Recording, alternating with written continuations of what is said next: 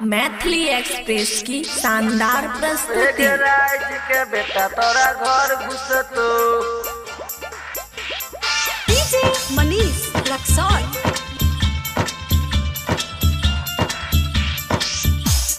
राज के बेटा तोरा घर घुसतो घर घुसतो राज के बेटा तोरा घर घुसतो। तोहर चोली दे तो फायर भोले देवी तुगे गायर, तोहर चोली दे तो फायर भोले देवी तुगे गायर।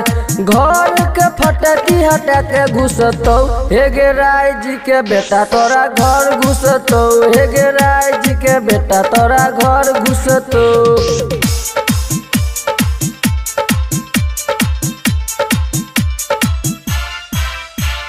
डीजे मनीष रक्सौल। हे गे राय जी के बेटा तोरा घर घुसतो, हे गे राय जी के बेटा तोरा घर घुसतो।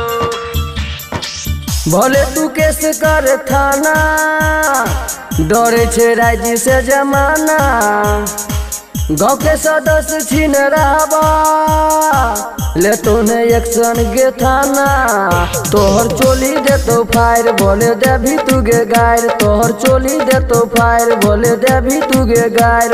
सौस जे तो हटिया ससुर रुसतो हे गे राय जी के बेटा तोरा घर घुसतो, हे गे राय जी के बेटा तोरा घर घुसतो।